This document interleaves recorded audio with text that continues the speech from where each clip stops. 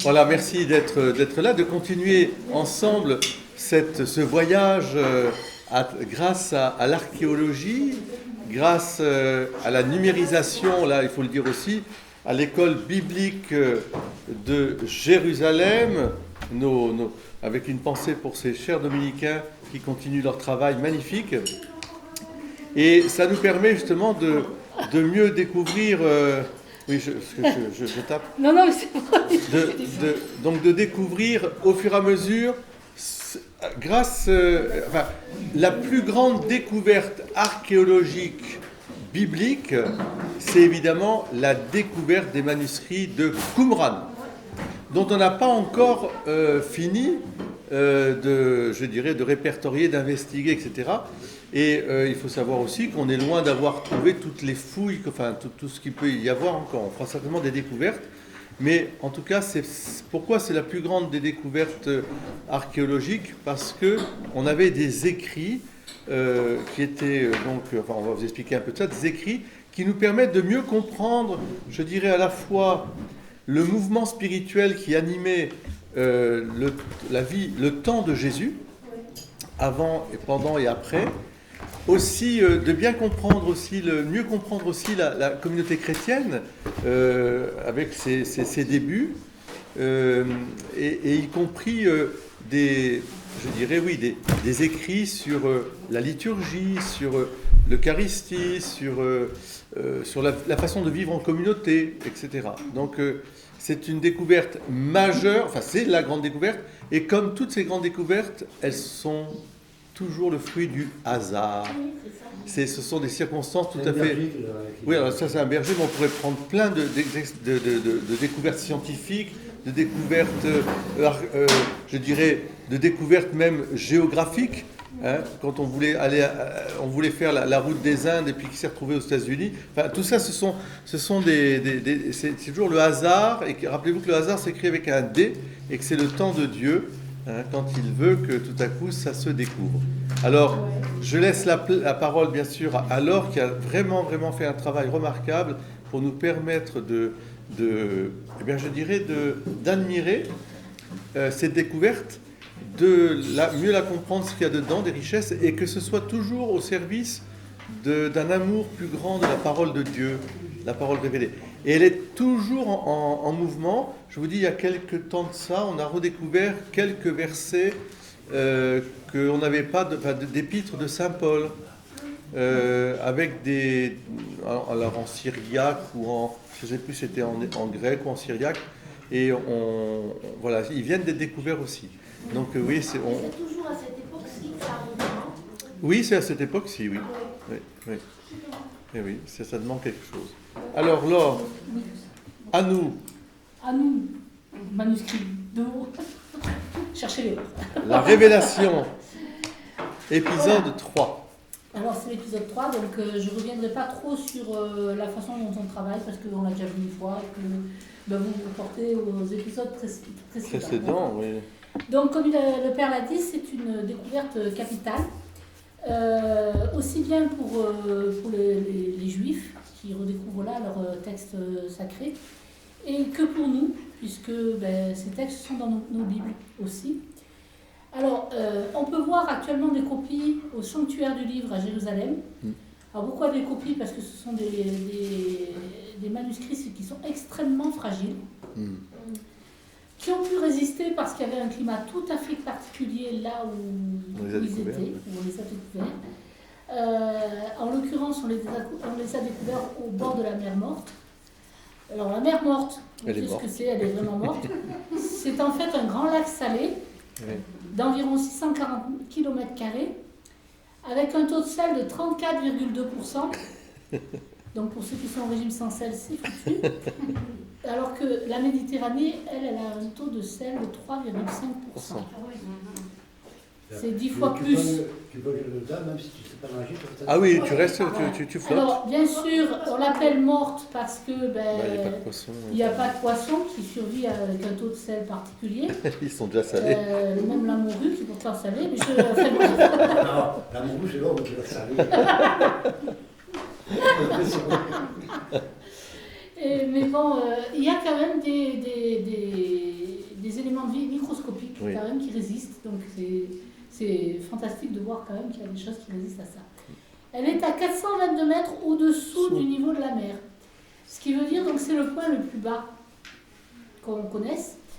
Ce qui veut dire aussi, je pense, que en fait, l'eau a fini par s'évaporer et que le taux de sel s'explique sans doute voilà, Oui, oui. par ça. Quoi. Un peu comme dans les salins où on peut voir que l'évaporation fait que... Voilà. On soigne beaucoup de maladies de peau, on voit toutes les maladies de peau, le psoriasis, pour se baigner dans la mer morte, et ça soigne et ça traite. Oui, certainement. Ah ouais. Ouais, c'est bien, il rate tout que le squelette. Tu vois que t'es soigné. C'est vrai, je travaillais en dermatologie, alors les gens allaient se soigner dans la mer morte, Oui, oui. et ça traitait le psoriasis général. C'est un site qui est connu pour ses tremblements de terre très nombreux, parce que c'est la jonction de la plaque tectonique africaine et asiatique. D'accord. Donc il y a énormément de... Et puis c'est une région qui a été à l'époque de Jésus, qui était particulièrement verdoyante, avec des fruits, des bois, des palmiers. On a du mal à le croire aujourd'hui, Oui, mais c'était quelque c'est chose... complètement désertique. Maintenant c'est désertique, vous voyez comme quoi en 2000 ans les choses peuvent changer de décor, de température, etc. etc. Et puis on peut dire aussi que certains ont pensé que Qumran était un dérivé du nom de Gomorre, que c'était le nom actuel qui aurait dérivé. Alors je ne peux pas vous dire pourquoi ils en étaient arrivés à cette conclusion-là, mais rien n'est étayé de ce côté-là. Donc vous pourrez trouver dans certains textes que c'est Gomorre. Hein. Ça ne veut pas dire que c'est vrai, ça veut dire que le raisonnement qu'ils avaient fait, c'était celui-là. D'accord ? Voilà. Donc, les découvertes en elles-mêmes. Alors, il faut savoir que, contrairement à ce qu'on peut penser, il y a eu déjà des manuscrits qui ont circulé avant, au IIe et au Xe siècle. Et par exemple, on trouve dans un texte de Z de Césarée l'évocation de ces manuscrits chez Origène. Il en aurait vu chez Origène, qui était vraiment passionné par ça. Ce qui veut dire qu'il y avait déjà des choses qui avaient été récupérées. Puis après, ça a été oublié. Et puis voilà. Vous voyez, dans le temps, il y a déjà eu des manuscrits. Il y a eu aussi des faux, hein, puisqu'une fois qu'on aime bien les manuscrits, eh bien, il y en a qui s'arrangent pour faire des faux. Ça, c'est obligatoire. Donc il faut des spécialistes. Puis, je crois que ce qu'il faut aussi rappeler, c'est qu'il ne faut pas oublier qu'il y a un tremblement de terre, je dirais géopolitique, qui va disperser les communautés juives et chrétiennes. Mais les persécutions, mais c'est surtout lorsque Titus, il va y avoir, avec Titus et Vespasien, enfin, donc la destruction de Jérusalem et la déportation va entraîner effectivement la diaspora, enfin, une dispersion, et donc ça va être quelque part un désert après tout autour. Donc ça peut aussi expliquer pourquoi, en dehors de la Syrie, peut-être du Liban et autres, le pourtour autour de Jérusalem, la mer Morte, tout ça, ça va être enfoui quelque part pendant des siècles avant que déjà les premières découvertes se fassent. Donc, ça, il faut aussi prendre conscience que la communauté juive a été extrêmement bouleversée et déportée. Donc Origène était un théologien, donc. Hein, Grand théologien. Un grand théologien qui a été un des premiers à apprendre l'hébreu. Et parce qu'il voulait améliorer la traduction de la Septante, c'est la traduction en grec de la Bible hébraïque qui a été faite par 72 traducteurs. Donc, c'est normalement cette traduction-là qui est la première, on dirait. C'est-à-dire au sens de la Bible. Colliger la Bible, tous les textes, et répandu dans le bassin méditerranéen, c'est la première, c'est la Septante, c'est je dirais, la traduction grecque. Ce qui veut dire que c'est une traduction de textes qui étaient écrits en araméen ou enfin en hébreu, etc. Alors, une chose que je tiens à préciser tout de suite, il n'existait pas de Bible à l'époque. Et non. Le livre n'existait pas, les codex n'existaient pas. C'était la Torah d'ailleurs. Hein, oui, non, mais même la Bible hébraïque n'existait pas. Non. Je veux dire que ça n'existait pas pour la bonne raison, c'est que c'était des rouleaux. C'est des rouleaux. Oui, c'est tout des rouleaux. Oui. Donc, quand on vous parle de la Bible, il faut bien aussi savoir qu'on parle de rouleaux là, on ne parle pas de...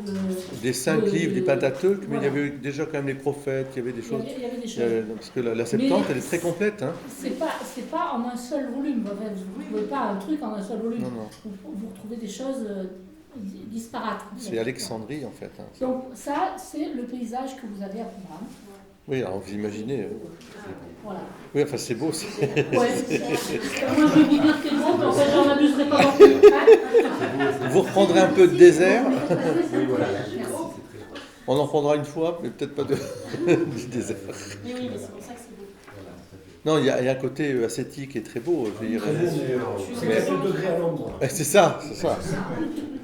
Donc ici, vous avez les ruines. Eh oui. Vous avez les ruines, d'accord? Et puis le plateau après, et après je vous montre la fuite. Voilà. Donc ici, vous avez ceux qui font les fouilles, qui descendent dans des plateaux pour aller... C'est à pic, hein. Moi je peux vous dire qu'il faut avoir envie d'aller se balader là-bas. Là. Pour faire des boutiques, c'est pas grave. C'est d'ailleurs pour ça qu'ils y allaient pas beaucoup. C'est pour ça qu'ils y allaient pas beaucoup. Vous avez donc ici une entrée d'une grotte. Oui. D'accord. Voilà. Ils vivaient dedans. Non. Et puis là, vous avez l'intérieur d'une grotte. Les ennemis là par rapport à une invasion. Alors, on va expliquer un petit peu justement. Ouais, l'explicatif. C'est ça, tu vas voir, c'est effectivement, il y a ça, puis en même temps un désir ascétique, on va dire. Donc, Comme un monastère, si tu veux. alors, il y a une chose aussi que je C'est les voulais... premiers mois, là. Il y a aussi une chose que je voulais reprendre avec vous, c'était le fait que celui qui a fait faire un bond en amont sur les langues, ça a été Champollion. Champollion, oui. Champollion, ça a été vraiment celui qui a été le traducteur des hiéroglyphes. Donc il parlait beaucoup de langues, Champollion, hein, c'était un génie, un enfant précoce. Enfin maintenant on dirait un HPI, mais bon c'était un enfant précoce. Un peu comme moi. Voilà. Et comme moi. Et donc il faut voir que très tôt ils se sont rendus compte de ses capacités. Ses parents étant assez modestes, c'est son frère qui l'a amené à Grenoble, très jeune, et qui lui a fait faire ses études. Il a eu son bac très très tôt, il est devenu prof d'université très tôt aussi, et il a traduit les hiéroglyphes. Alors ils étaient en concurrence avec un anglais, évidemment, un mathématicien anglais, un mathématicien qui pensait que les mathématiques permettraient de régler le problème des hiéroglyphes parce que c'était raisonnement logique. Mais Champollion, lui, il était non seulement capable de faire les mathématiques comme il faut, mais en plus il parlait le copte, il parlait en fait toutes les langues Sémites en fait. sémites en fait, et il parlait les anciennes et les modernes de son temps, quoi. Il parlait le grec, il parlait le latin, enfin il parlait tout ça. Et donc à partir de la pierre de Rosette que vous voyez ici, c'est la fameuse pierre. d'accord, à partir de cette pierre, il y a les 3 textes, et dans ces 3 textes, il a trouvé le cartouche du nom du pharaon, et à partir de là, il a déduit absolument tout, de par ses connaissances des langues anciennes, des langues qui étaient parlées à ce moment-là, et donc des dérivés qu'il peut y avoir. Donc vous voyez l'intelligence qu'il faut avoir pour arriver à faire le... C'est très important parce que c'est sa méthode qui a été utilisée après pour pouvoir déchiffrer d'autres langues. Vous voyez ce que je veux dire? Le sanskrit, d'autres choses. Voilà. D'autres langues qui étaient perdues. Et on va être confronté à ça justement là-dedans. Voilà. Donc la pierre de Rosette.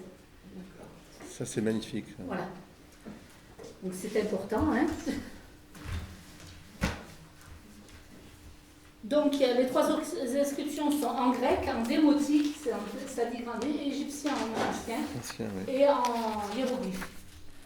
D'accord? Donc comme lui, le démotique, c'était un truc qu'il arrivait à faire.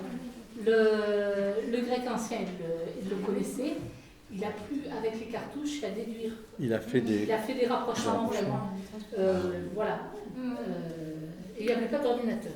Je peux faire Même aujourd'hui, parce que j'ai pas mal lu là-dessus, là, il y a quand même beaucoup de lacunes, parce que il y a souvent les signes, souvent la courbure ça change toute une phrase en fait.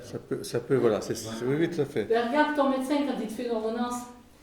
La courbure des mots, autant que on donne un autre médicament. Hein. Non, Non, mais c'est vrai en plus. Il n'en donne pas, moi. Il t'en donne pas, excuse-moi.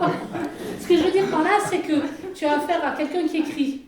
Donc il va avoir sa façon d'écrire. Non, ça n'a rien à voir. Oui, si, ça a à voir. Non, ça n'a rien à voir la façon que tu vas écrire. Ce petit bras a une signification très importante. Ah oui, ça oui. Oui, je comprends ce que tu veux dire. Il y a des signes qui sont accolés, etc., et qui donnent une... Oui, c'est tout à fait. Et ça donne une autre version de la phrase. En tout cas, voilà, un sens peut-être plus différent, mais pas forcément contradictoire, mais en tout cas opposé peut-être, voilà, un enrichissement de quelques mots. Ce qu'il faut savoir aussi, c'est qu'on se sert toujours de cette méthode, malgré tout, dès que les missionnaires sont partis aussi dans les pays les plus reculés, avec des dialectes qui étaient complètement... Il n'y avait pas d'écriture, il y avait des espèces de... Voilà, c'était... en fait, ils se sont servis de ça aussi pour faire des rapprochements avec des figurations, on pourrait dire, de l'imagerie, hein, et des mots, en plaçant des mots, nos mots à nous. Ils ont fait des dictionnaires. Les missionnaires ont fait des dictionnaires de langues incroyables. Les premiers dictionnaires qu'on puisse avoir de langue thaï, de langue je sais pas quoi, en Asie. Mais il faut voir aussi que Champollion a été le premier à écrire une grammaire égyptienne. Voilà, une grammaire égyptienne. Donc il faut remonter à une grammaire quand même. C'est pas rien ce qu'il a fait. Le mec qui était balèze, Ah oui, mais ça prouve aussi que la civilisation égyptienne était extrêmement développée.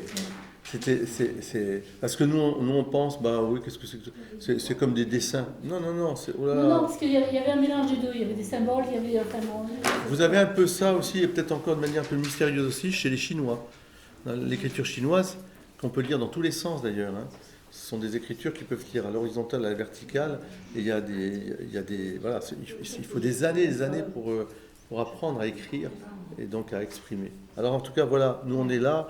En 1947. Donc en 1947, alors vous vous souvenez, je vous avais dit qu'il y avait un mandat britannique, enfin la dernière fois quand je vous avais parlé de Jérusalem, il y avait un mandat britannique, etc. Donc il faut aussi bien se rappeler ces choses-là, parce que donc, le pays était sous mandat britannique à l'époque, enfin la région de Qumran, tout ça c'était sous mandat britannique. Donc on se retrouve avec alors 3 pâtres, donc il y en a qui disent 1, il y en a qui disent 3. Moi, c'est pas un problème, hein. Ils peuvent être seuls ou 3. Il y en a un qui a perdu son chien, l'autre qui a perdu sa chèvre. C'est ça. Moi, c'est pas un problème non plus.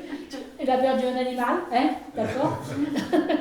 Les chèvres s'aggrènent bien, ouais, c'est possible. Pour ça. Hein. Moi, j'ai retenu la chèvre. Moi, voilà, la chèvre. Mais bon, c'est marrant parce que j'ai justement cherché les différentes versions. C'est marrant de voir que vous avez vraiment des versions.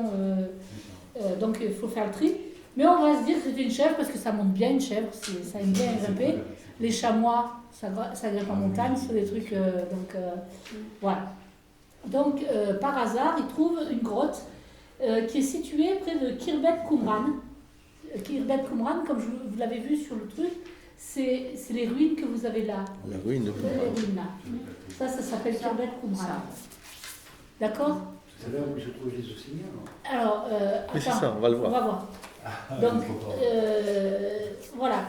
Et donc, ils se retrouvent donc dans une grotte, parce que bon, ils étaient sur le plateau, et puis bon, la chèvre, le chien, j'en sais rien, est parti en vadrouille, et il a fallu le récupérer. Donc, c'est là qu'ils découvrent la grotte, par accident. Dans cette grotte, ils découvrent 3 manuscrits. Le Grand Rouleau d'Isaïe, le Commentaire d'Abakouk, et la Règle de la communauté. D'accord ? Alors, bon, bien sûr, pour eux qui sont des gens qui n'ont pas beaucoup d'argent, quand on découvre un manuscrit, qu'est-ce qu'on fait ? On essaie de le vendre. D'accord ? C'est le premier réflexe. Hein. On va pas voir les autorités pour dire « Oh, j'ai trouvé quelque chose ». Non, qu'est-ce qu'on fait ? On va voir un brocanteur. Voilà. Donc, l'argent avant tout. Hein. Voilà. Donc ils vont voir un brocanteur qui lui va voir un commerçant, ils se disent comment on fait, est-ce que c'est un faux, est-ce que c'est un vrai. Comme je vous l'ai dit, il y avait beaucoup de faux qui circulaient à l'époque, donc il faut déjà voir l'authenticité. Et puis donc ils essaient de savoir, on alla voir le métropolite de l'église orthodoxe syrienne à Jérusalem. D'accord ? Le métropolite, il ne s'engage pas trop, hein. Il ne sait pas trop si c'est un vrai, pas un vrai. Bon, il reste dans l'expectative. Résultat, ils sont vendus 40 €. L'équivalent de 40 €. Voilà, d'accord? Bah oui, hein. Et puis, en mai ou en juin 47, il y a un bédouin, donc Jumas, qui emmène le commerçant sur les lieux de la découverte, et ils reviennent avec le deuxième rouleau d'Isaïe, le règlement de la guerre, les hymnes, l'apocryphe de la Genèse. D'accord? Ils les vendent à diverses personnes, et puis finalement, il y a un antiquaire arménien du nom de Nasri qui a entre les mains 2 des manuscrits et qui contacte le professeur Eleazar Suknik de l'université hébraïque. Et lui, il va vraiment faire une estimation qui lui indique que c'est une écriture du 1er siècle. Ça change tout, c'est pas un faux. D'accord? Donc du coup, comme il estime le truc, on se dit, bon, on va lui montrer d'autres fragments, parce qu'il y en a qui sont vraiment en petits fragments, quoi. Et lui, en voyant les fragments, il se rend compte qu'ils sont authentiques. Donc, voilà. Donc, donc, il achète les 2 premiers manuscrits des hymnes et le règlement de la guerre, mais il lui est très difficile d'avoir le rouleau d'Isaïe. Et donc, ce rouleau d'Isaïe va se retrouver aux USA, où il ne trouve pas preneur pendant très longtemps. Et finalement, en 1954, il va revenir à Jérusalem parce que celui qui l'a amené aux USA a passé une petite annonce dans le journal en disant « Vends le rouleau d'Isaïe ». Et il a obtenu 250 000 euros. Monnaie. C'est mieux 40 euros. C'est mieux que 40 euros, je dois vous l'avouer. Donc à ce moment-là, il le ramène. Et il est content de l'affaire, hein, parce que voilà, il le ramène à Jérusalem. Et donc Jérusalem récupère la propriété du rouleau. Donc vous voyez, ça n'a pas été aussi évident que ce qui paraît.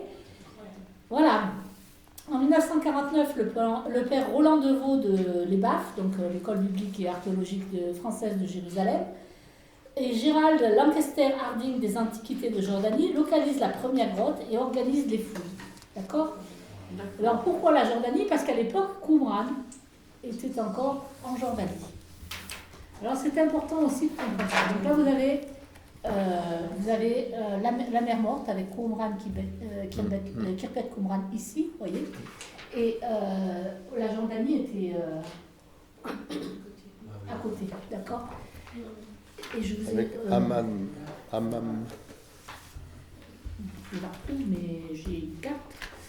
Bon, ça c'est par exemple des fragments. Voilà.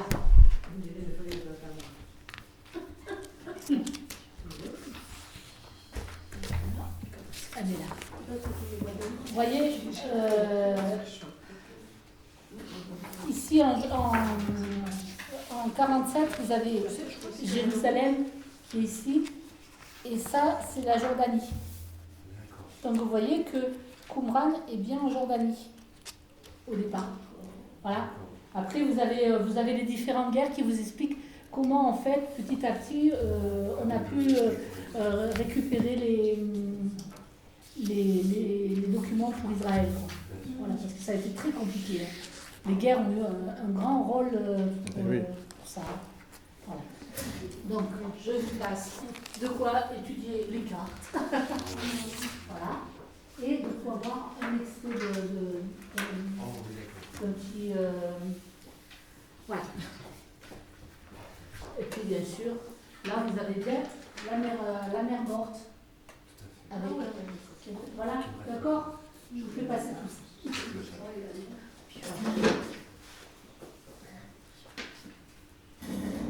Donc, quand ils sont dans la première grotte, ils y découvrent 70 documents. Le père Roland Deveau et Gérald Lancaster Harding.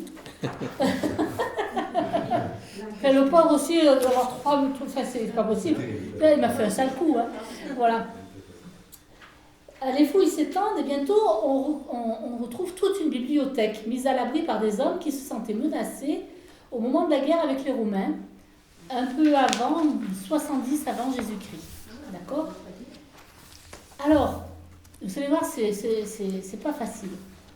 On compte petit à petit 15 000 petits fragments. C'est pas rien, 15 000 fragments, il faut aller les ramasser. Moi, je vous le dis, voilà.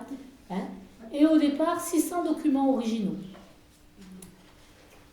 Les les derniers fragments sont tirés de la grotte 11 en 1956. Puis vous trouvez aussi un rouleau de cuivre. Alors ça c'est très surprenant parce que d'habitude on a l'habitude de voir les rouleaux de cuir. Mais le rouleau de cuivre c'est un peu particulier. C'est qu'en 1951 on va arriver sur le marché des fragments de cuivre qui déclenchent des recherches parce qu'il y a des inscriptions dessus. Et des rouleaux de cuivre, c'est assez rare, quoi. C'est pas un truc qui arrive facilement. Mais c'est pas grave, le cuivre, on peut écrire dessus. La feuille de cuivre, elle est souple. Oui, mais tu n'en as pas des rouleaux de cuivre. Tu trouves des rouleaux de cuir. Oui. Tu vois. Mais ce que je veux dire, ça les marque. Tu vois, c'est pas un truc qu'ils attendaient. Voilà. Donc on leur amène des fragments de cuivre où il y a des inscriptions.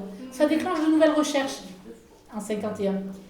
Et là, on aboutit dans 2 nouvelles grottes où on trouve à l'entrée de l'une d'elles 2 morceaux. Alors, c'est un rouleau de cuivre qui a été coupé en 2. 2 morceaux de cuivre composés de 3 feuilles rivetées et avec des colonnes de caractères hébraïques. Le texte est rédigé en dialecte hébreu et il parle de 60 lieux avec des trésors restés introuvables à ce jour. Alors, les amateurs de chasse au trésor, vous savez ce qu'il vous reste à faire. Hein, ouais, voilà. Hein, mais c'est sûr. À vous de penser là-dessus. Hein. Eh bien, tu as une vocation qui vient de se dessiner aujourd'hui. C'est ça. Je ne retrouve pas aussi où j'ai mis ma main. Non, mais ce qui est vrai, c'est que on est au tout début. Il faut bien imaginer, avec maintenant les moyens qui vont être mis en place, avec les satellites, avec tout ça, on va pouvoir aussi faire des découvertes. Il y a plein de choses qui ont été ensevelies. Je vous rappelle que déjà, quand on fait la Via Crucis, on est pratiquement à peut-être 1 mètre, 1,50 m de hauteur au-dessus de la vraie Via Crucis. Ce qui veut dire qu'il y a plein de choses qui ont été enfouies, plein de choses qui... Donc c'est comme ça. Et alors imaginez dans le désert, enfin, voilà. Ouais, c'est ce qui se passe pour les Égyptiens. Hein. Et oui. Il y a ce 10% qui est à dehors. Ouais. Et avec leur satellite, ils voient ce qu'il y a dessous. C'est en dessous, ouais, c'est ça. En tout cas, c'est magnifique, cette découverte. Donc, amateurs de trésors, voilà. À vos marques, c'est parti. Hein, vous pouvez y aller. Alors, une chose aussi qui est très importante à savoir, c'est que ce rouleau de cuivre a été restauré par EDF. EDF. Ouais. EDF. Ben, moi qui les critique toujours, ben, là, c'est un peu plus respectueux. Hein.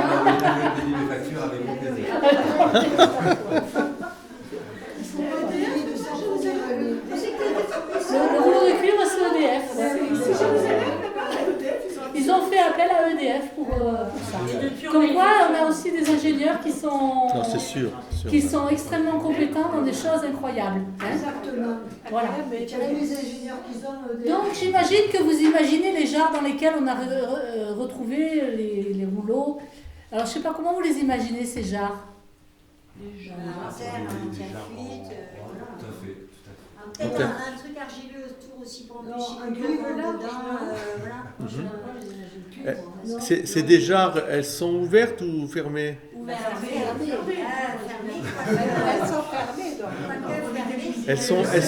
Elles sont fermées vraiment avec un procédé qui était à l'époque pour les vins, pour les élixirs, ça, on savait très bien comment... Et comme pour les parfums. Mais en fait, vous allez comprendre, c'est la forme du rouleau. Les jarres.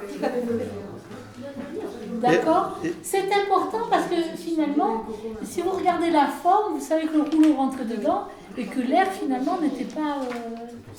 C'est vous ça. voyez ce que je veux dire? C'était vachement bien pensé. Très pensé. Mais... Voilà, mais ce qui est important de comprendre, c'est que c'est vraiment des procédés qui sont courants, au sens, on savait déjà depuis longtemps comment pour conserver vraiment, conserver les choses. parce qu'ils n'avaient pas ce qu'on a, nous, ils n'avaient pas le frigo, ils n'avaient pas ils n'avaient pas la bibliothèque où on enlève l'air. Là, vous savez, il y a des procédés où on enlève toute l'air pour pouvoir garder les manuscrits sans voilà.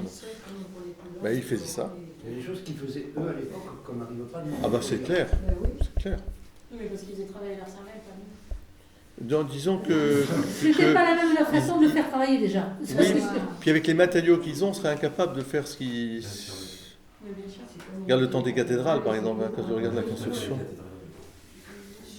Donc, je vous ai dit, on a trouvé une bibliothèque complète, en gros.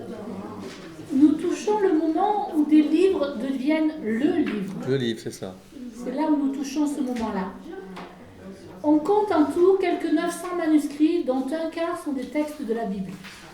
Le reste sont des textes qu'on appelle parabibliques, c'est-à-dire qu'ils ont tous un rapport avec la religion, mais ça peut être Une règle de vie. une règle de vie, ça peut être des commentaires, ça peut être... voilà.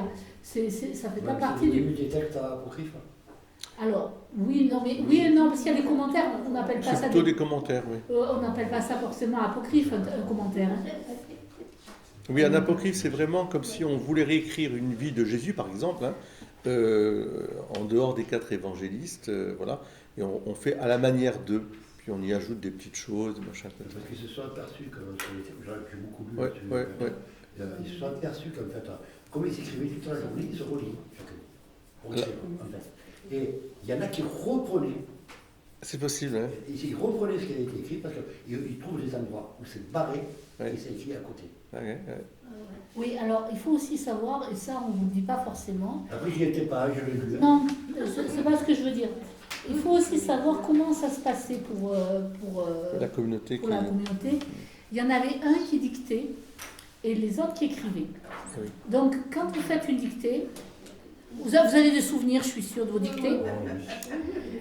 Il vous arrive de barrer, il vous arrive de faire des fautes, etc. et de devoir recopier à côté. Ouais, mais à ce moment-là, Donc, il faut se dire qu'eux aussi, quand même, ils avaient leur propre personnalité. C'était pas des ordinateurs.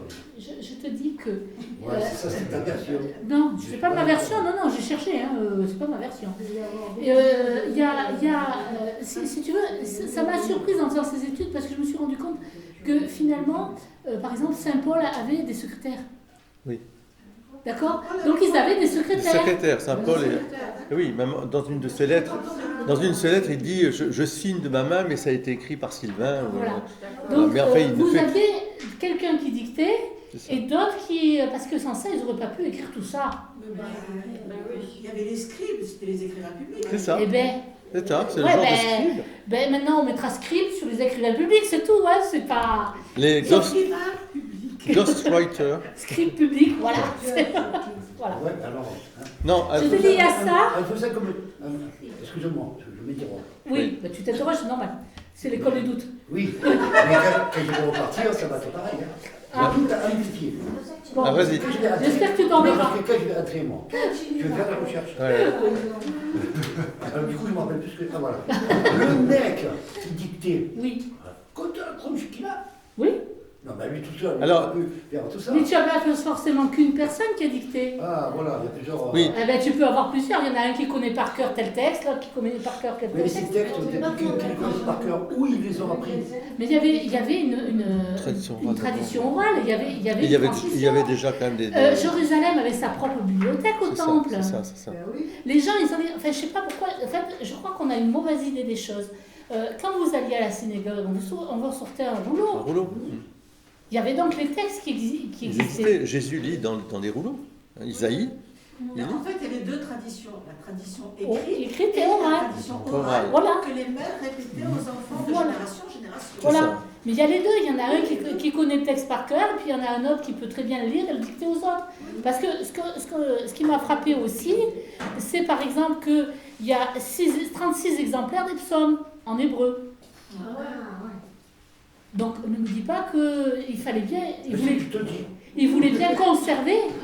Parce que tu n'as pas de raison d'avoir 36 rouleaux Alors, en hébreu. ce qui est certain, imagine simplement, Margot, ça peut t'aider, le travail des copistes médiévistes, alors surtout les moines, hein, par oralité, et comment ils ont aussi transcrit, alors là, en dehors de la Bible, bien des œuvres, les œuvres d'Aristote, des choses comme ça.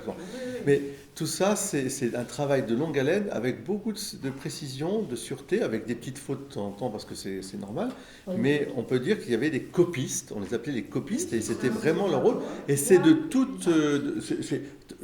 dans toute la tradition massorétique, la tradition aussi de Babylone, enfin, on a des textes anciens aussi, et c'est des copistes et ça se transmettait vraiment de génération en génération.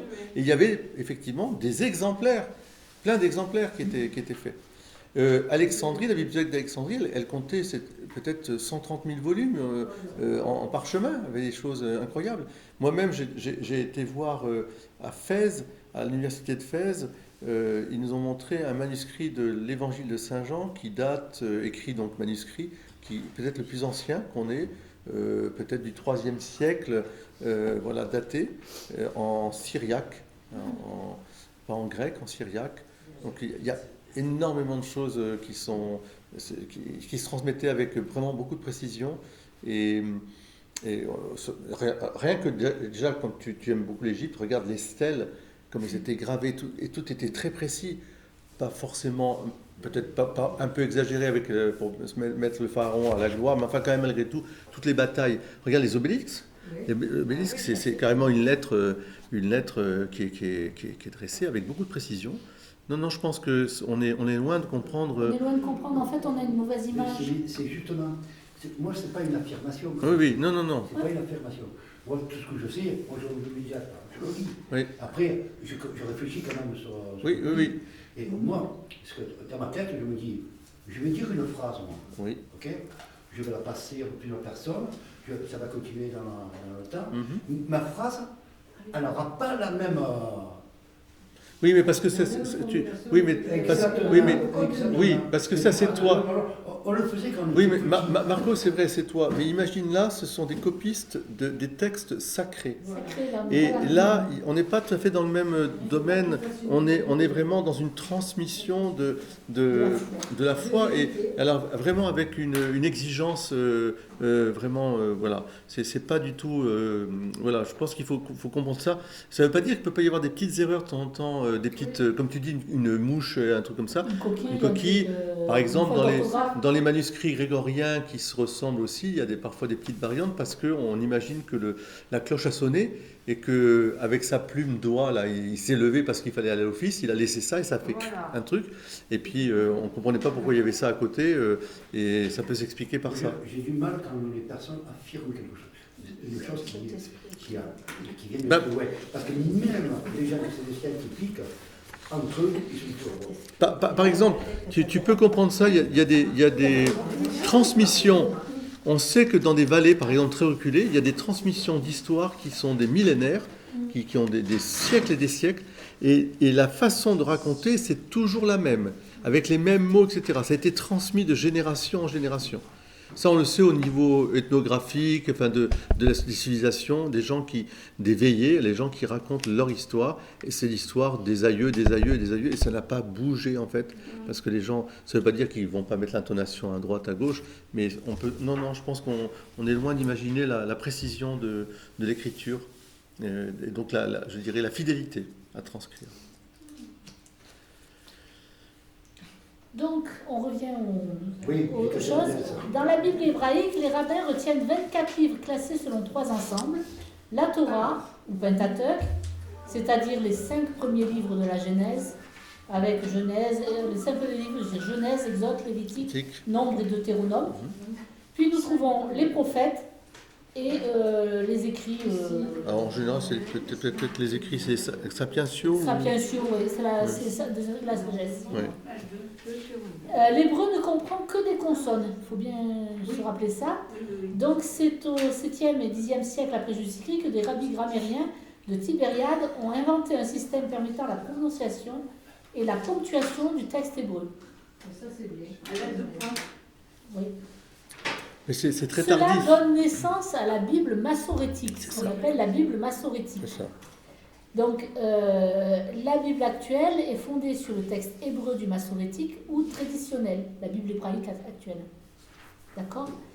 Donc, le texte canonique est le fruit de rédaction et de copie au cours des siècles. On divise le texte en paragraphes, on fixe les consonnes, on élabore la liste des textes sacrés et l'ordre dans lequel ils figurent, et le processus s'achève au 1er siècle après Jésus-Christ. Dans une deuxième étape, on s'occupe de la ponctuation, la vocalisation, la prononciation des voyelles, ce qu'on appelle le cantillation. La cantillation, oui. Entre le 7e et 10e siècle, s'élèvent des massorettes. Les massorettes sont des savants juifs. D'accord? Donc quand vous aurez la Bible massorétique, vous savez qu'elle est en hébreu et qu'elle a été travaillée pendant longtemps. D'accord? Je le dis. Je te demande si tu es d'accord. Est-ce qu'en ajoutant des voyelles, ça pouvait changer quelque chose? Quand tu as un texte que tu n'arrives pas à lire avec des consonnes, Oui. enlève les voyelles chez nous, tu vas lire. Voilà. Avec, ça va devenir VC. Ben non, ça va pas avec. Mais tu vois ce que je veux dire? Si tu enlèves les voyelles, tu vas avoir des problèmes de prononciation assez importants quand même. Hein. Oui, d'accord, mais si ça change. Et bien, après, tu as l'oreille. Si tu entends un son. C'est plutôt là. Non, mais ce que je veux dire, quand tu essayes de rendre un texte, si tu connais pas les voyelles, tu vas le faire avec un son que, tu vois, une forme, un son que tu vas pouvoir. De Yahvé. Oui, mais il n'y a que des consonnes. Ah, il n'y a que des consonnes. Il a dit celui qui est. Voilà, mais tu vois bien qu'il n'y a que des consonnes, c'est imprononçable. D'accord. C'est justement le nom C'est qu'on pour doit ça pas qu'il a prononcer. fallu inventer des systèmes pour pouvoir prononcer ça. Mais s'il ne voulait pas qu'on le prononce. Oui, il ne voulait pas qu'on le prononce. Ah, il voulait pas, ouais. C'était le nom Il prononçable. l'aurait dit, hein. Oui. Il aurait bien mis des voyelles. Non, justement, parce que, enfin, en tout cas, dans les premiers, l'hébreu en soi ne comprend pas de voyelles. C'est plus tard qu'on y a mis des voyelles pour cantiler, c'est-à-dire pour pouvoir chanter quelque part. Ça, tous ces textes-là, c'était à part l'oralité, on chantait. Hein. C'était jamais plat. Hein. Et donc, on y ajoute. C'est pour ça qu'il peut y avoir parfois, et ça arrive, hein, donc des voyelles qui ne correspondent pas forcément, et ça peut changer un peu la signification du mot. Hein, parce que, voilà. Vous avez la même chose dans la langue chinoise, où il suffit de... je veux dire, l'écriture, les dessins qui vont être faits, s'il y a une petite courbe en plus ou un petit accent en plus, ça peut changer complètement la signification du mot. Ou en tout cas, ça va l'enrichir, ça va le développer. Hein, tout ça, ça va être codifié. Ce que veut dire Laure ici, c'est que 8e siècle, on va dire entre le 3e et le 8e siècle, Entre le 7e et le 10e. 7e et le 10e siècle, le monde juif va codifier vraiment sa Bible, hein, qui correspond quand même, grosso modo, à ce que le monde chrétien va avoir. Mais il y a des petites variantes. Voilà. Oui, en gros, on a repris quand même leur sélection de livres pour Voilà. l'Ancien Testament. C'est ça. D'accord.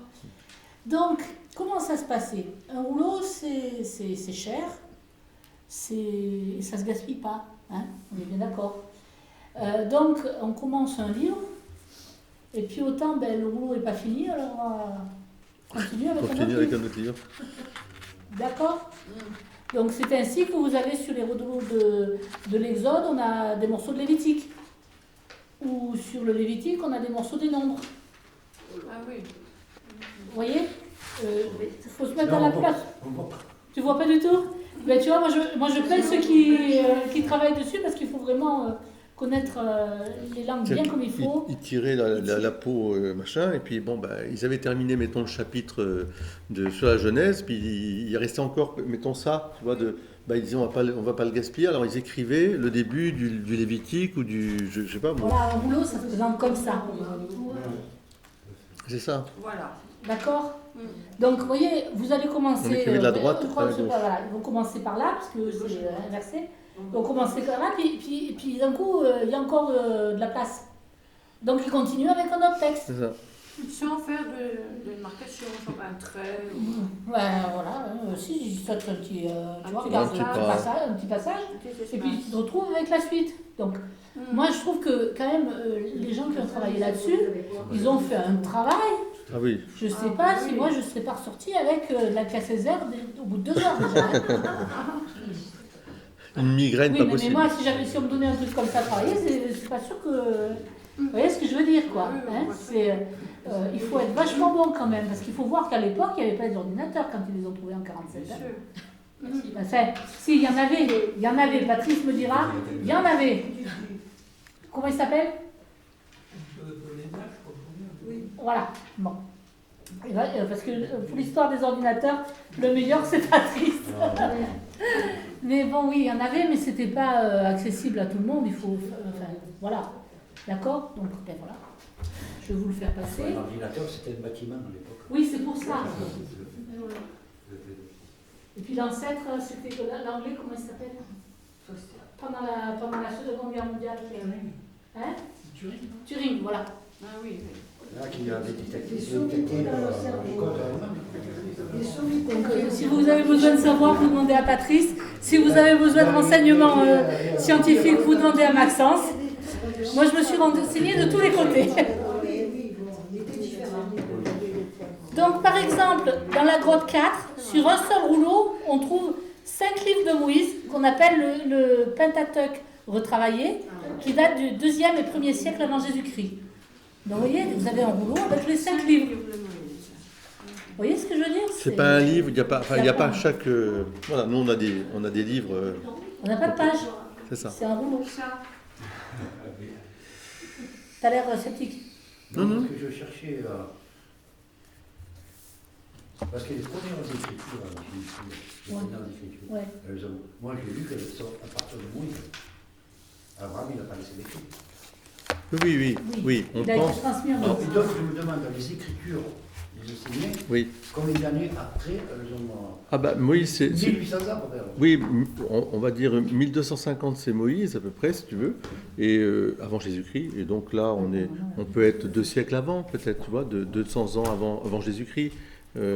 En tout cas, ce qui est sûr, c'est qu'il y a un essor de vie, comment dire, communautaire, qui est tout à fait authentifié, hein, donc historié.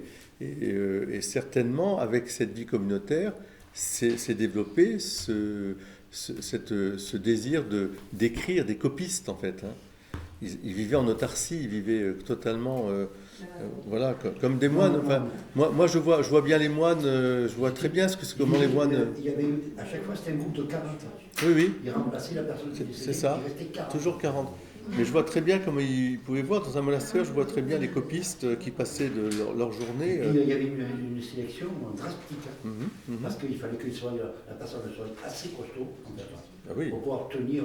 il y a 16 qui étaient... Et puis les séances d'écriture qui duraient entre 13, 14, 15 heures par jour. Oui.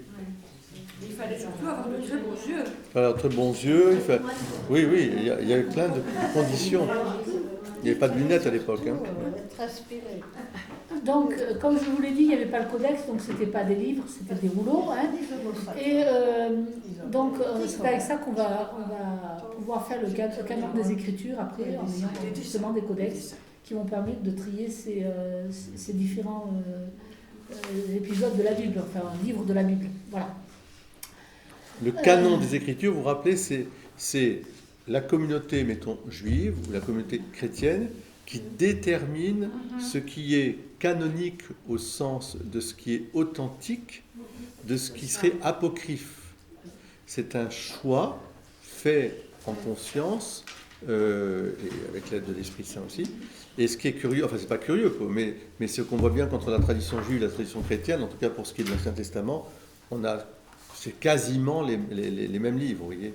Ont été rejetés d'autres livres considérés comme on pourrait dire, comme des commentaires, comme si vous voulez écrire à la manière d'eux, voilà. Mais pas de Daniel, il y a même des visions de Gabriel, il y a des visions, enfin, je peux vous en donner aussi, il y a des visions. Donc, ben voilà. Voilà, donc, je suis secrétaire dans ce cas-là. Mais ça dépend après quoi, après avoir mangé quoi, ou fumé quoi. Mais voilà.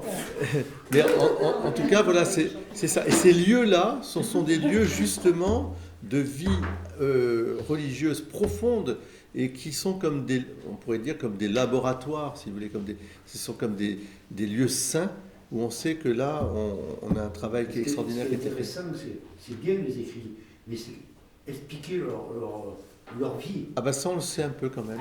Parce qu'on a la règle de vie, hein. On a la règle de vie. Parce qu'ils faisaient Ah ouais, 7 fois par jour, c'était le désert. ouais. 7 fois par jour, ils se purifiaient. Ils Ouais, avaient la des mission, sacs entrées, ouais. ils sortaient de l'eau. Et ils ont trouvé sur les squelettes, ils ont des problèmes. Ils avaient des problèmes avec des plongeurs et des surfeurs. Ah, c'est incroyable. Parce qu'ils se plongeaient, tu sais, les oreilles, ce qu'on appelle l'ostéo, je sais pas comment ça, moi je l'ai aussi un peu, c'est des os à l'intérieur qui poussent et qui ferment un peu le conduit auditif. Parce qu'à force de nager, etc., vous avez voilà, la tête sous l'eau. Donc moi, je connais ce problème un petit peu. Et en fait, il faut veiller. Ça porte un nom. Et ils avaient découvert ça. Et c'est par rapport au Oui, parce que le corps, je dirais, s'adapte au milieu. Donc il fait une protection. Donc ça fait... Mais là, tu parles Il y a des des moines qui Esséniens. ont fait ça, ils ont souffert. Oui, pas des Esséniens. Les Esséniens, oui. Justement, est-ce que... On n'y est pas encore. On n'y est pas encore, non. On va... Alors, écoutez bien. Donc, il y a des parallèles, des fois que vous retrouvez, je vous en avais parlé, de la stèle d'Hammurabi. Eh oui. Vous vous souvenez de cette stèle où je vous avais dit qu'il y avait des rapports entre l'Exode et le code de Hammurabi, qui était donc dans le Proche-Orient. Mésopotamie. Voilà. Par exemple, dans le code d'Hammurabi, on a si un enfant a frappé son père, on lui coupera le poignet. Et dans l'Exode, celui qui frappe son père ou sa mère sera mis à mort. Voilà. Après, il y a un autre endroit où c'est marqué: si un bœuf en passant dans la rue a encorné quelqu'un et l'a fait mourir, cette affaire n'entraîne pas de réparation. Et dans l'Exode, lorsqu'un bœuf donne un coup de corne mortel à un homme ou à une femme, le bœuf sera lapidé, sa viande ne sera pas mangée et le propriétaire du bœuf sera quitte. Après, si le bœuf d'un homme a l'habitude de donner de la corne et si son quartier lui a fait savoir qu'il avait l'habitude de donner de la corne, si pourtant il n'a pas couvert sa corne ni surveillé de près son bœuf, et si ce bœuf a encorné un fils d'homme libre et l'a fait mourir, il remettra une demi-mine d'argent. S'il s'agit d'un esclave de particulier, il remettra un tiers de mine d'argent. Et dans l'Exode, si le bœuf avait l'habitude de donner des coups de corne, qu'on en ait averti le propriétaire et que celui-ci ne l'ait pas surveillé, le bœuf sera lapidé. Dans le cas où il provoquerait la mort d'un homme ou d'une femme, et son propriétaire aussi sera mis à mort. Voilà. Comme ça, au moins, vous voyez, surveillez vos bœufs. Hein. Voilà. C'était les lois babyloniennes. Exactement. Côté, C'est les lois babyloniennes. Exactement. Ils sont restés 40 ou 50 ans à Babylone. Ah oui. Quand on dit nous aussi, eux pour deux, mais c'est justement. Il y a des pommettes, des paupiers. Si quelqu'un a crevé l'œil d'un homme libre, on lui crèvera l'œil. S'il a brisé l'os d'un homme libre, on lui brisera l'os. Œil, dent pour dent. S'il a cassé la dent d'un homme libre, son égal en âge, on lui cassera la dent. Et dans le Deutéronome, ton œil sera sans pitié, vie pour vie, œil pour œil, dent pour dent, main pour main, pied pour pied. C'est plus rapide. C'est plus rapide. Parce qu'avant, c'était le roi qui jugeait. Voilà. Il en a eu. Donc c'est pour vous dire qu'il y a quand même, on voit les différents mouvements. Qui était une loi assez juste, on va dire. Enfin, juste. Au sens... Non, si, c'était équité. Équité. Oui, à l'époque, oui. Oui, c'était l'équité. Parce que maintenant, la joue, le machin. Oui, c'est ça, c'est autre chose. Alors ça, bon. Comment sont codifiés les manuscrits? Alors, on prend le numéro de la grotte. Par exemple, la grotte 1. Si elle est à Qumran, on met Q. Et derrière, on met le numéro du manuscrit. Parce qu'il y avait des grottes qui étaient ailleurs qu'à Qumran. Il y en a 11. Mais elles n'étaient pas toutes à Qumran. Oui, mais elles sont réparpillées. Donc, selon l'endroit où on les a trouvées, elles ont été visitées les unes après les autres. C'est ça. Oui. Donc, pour avoir l'ordre. Voilà. Oui, elles sont à Qumran. Mais vous avez un autre site aussi, un peu plus loin. Enfin, pas loin. Vous avez plusieurs sites. Nous, on étudie Qumran, mais vous avez aussi d'autres manuscrits qui ont été trouvés dans d'autres grottes, pas très loin. C'est justement pour pas... par exemple, il y a la grotte de Naël et Ver. Vous avez à ce moment-là HEV. Voilà. Donc ça vous permet de savoir dans quelle grotte ça a été trouvé. Et voilà. Il faut bien classifier les choses. Voilà. Hein? Excusez-moi, mais pourquoi ils disent que ça a été découvert en Égypte? Ça me dit ça. En Égypte, quoi. Non. Ah, mais il y a des manuscrits qui sont découverts en Égypte, mais c'est pas les mêmes. Non, ceux de Qumran, c'est vraiment, on peut dire, bon, c'est quand même Israël si tu veux, mais c'est la Jordanie aujourd'hui. Donc, on reconnaît la popularité d'un texte au nombre d'exemplaires qu'il a. forcément. Eh oui. Donc, Les comme psaumes, je vous dis, par les exemple. psaumes, 36 exemplaires. Le Deutéronome, il y en a de 30 à 32, parce qu'il y en a en hébreu et un en grec. Isaïe, il y en a 21. Genèse, il y en a 20. L'Exode, il y en a 17. Un en grec et 2 communs avec la Genèse. Donc, parce que vous voyez ce que je veux dire? Oui, Vous oui. vous retrouvez avec... Les- le Lévitique, vous en avez 13 plus 1 comme avec l'Exode, 2 grecs plus un araméen. Alors attention, l'araméen, vous avez l'araméen, ça vient de Babylone, hein, l'araméen. Vous avez l'araméen qui est donc de syriaque, hein, et puis vous avez l'araméen qui est mélangé avec l'hébreu. D'accord? Parce que l'araméen, forcément, quand vous vous trouvez vers Jérusalem, parce que les textes sacrés sont toujours en hébreu. Hein. Toujours. Pour la bonne raison, c'est qu'ils sont au temple, etc. Donc ils sont toujours en hébreu. Et puis quand on parle, vous savez, quand vous parlez couramment de langue, Oui. voilà. Quand vous parlez couramment de langue, mais tout le temps, tous les jours, tout le temps. Il y a des fois, ça fait du Jean-Claude Van Damme, si vous voulez. Vous avez des mots qui viennent en français, d'autres qui viennent en anglais. Voyez ce que je veux dire? Ça se mélange un peu. Selon l'endroit où vous vivez, vous avez des trucs qui se mélangent. D'accord? C'est pour ça que je me permets de vous dire, attention, l'araméen, il est plus mélangé avec l'hébreu dans cette zone-là que l'autre côté, en Syrie, où c'est mélangé avec du dialecte syrien, quoi, forcément. Vous voyez ce que je veux dire? Voilà. C'est pour ça que là-bas, ils se débattent de tous les points, je veux dire, pour savoir si c'était le monotone. Voilà. Donc voilà, je vous ai fait un tableau, hein, voilà. Donc certains sont sont proches des originaux hébraïques qui ont permis de faire la Septante, 23 des 24 livres, figurent dans la Bible hébraïque et sont présents à Qumran. Par contre, à Qumran, il n'y a pas le livre d'Esther. Quoi d'autre? Il n'y a pas de livre. D'Esther, qui est pourtant très très important dans la liturgie juive. Hein. Les différences entre le texte hébraïque et le texte massorétique, Non, il n'était pas à Qumran, mais il était ailleurs. Hein. les différences entre le texte hébraïque et le texte massorétique sont souvent minimes, purement orthographiques, sans grande conséquence sur le sens du texte. Massorétique, oui, je vous ai expliqué tout à l'heure. Oui. Les Esséniens. Les- Les Esséniens. C'était quoi exactement? C'était... Attends, On va y venir. Non, On va y on va y venir parce que c'est vraiment le cœur de la communauté, ce que c'est que les Esséniens. Voilà. Non, mais il y avait les Alors, où je te l'ai mis, le Massorétique, les Je l'ai mis, écrits. attends, je vais te Oui, l'envoyer. tu l'as mis. Voilà. La Bible massorétique, c'est quand les rabbis ont rajouté Les voyelles, ponctuations, etc. les voyelles et tout ça. Voilà. D'accord. Et à partir de quand ça a été fait? C'est entre, on va C'est le dire. 7e et le 10e siècle. La ponctuation. Hein. Oui, tout à fait. Voilà. Oui. Pour vous donner des précisions qui vont être vachement intéressantes, mais vous allez voir que c'est pas pour rien que je vous les donne. Le grand rouleau d'Isaïe mesure 7 mètres de long. Il est composé de 17 feuillets de cuir cousu. Il y a 56 chapitres. En cuir. Le rouleau de cuivre mesure 2 mètres 40 de long. Donc pour ceux qui veulent faire des recherches vous avez 2 mètres 40 de cuivre à déchiffrer. Le rouleau du temple mesure 8 mètres 14. Waouh, hein? On a retrouvé un Pentateuque en samaritain, qui est une variante de l'hébreu biblique. D'accord? On a une traduction araméenne, langue vernaculaire des communautés judéennes. C'est une langue vernaculaire. Okay?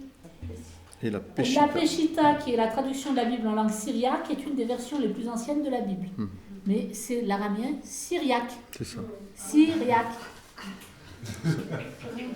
Non, mais c'est pour ça que c'est très important parce Syriaque, que voilà. à l'école biblique, ce qu'ils ont fait, ils ont fait un travail remarquable pour mettre en parallèle justement tous ces manuscrits pour bien voir à la fois les concordances. Elles sont largement, enfin, je veux dire, c'est très important. Et puis des petites différences aussi, mais qui sont aussi. Il y avait des types. Il y avait. Ce qui veut dire que si vous voulez, les communautés juives qui vivaient dans les pays divers et autour, ben, ils vivaient leur foi juive avec aussi la culture qui était la leur, enfin la culture dans laquelle ils vivaient. Hein, donc il y avait des traductions, on pourrait dire. Voilà, on parlait du vernaculaire là déjà. Ben, parce qu'il y avait une langue sacrée, il y avait une langue vernaculaire, comme nous, le français, c'est pas la langue sacrée.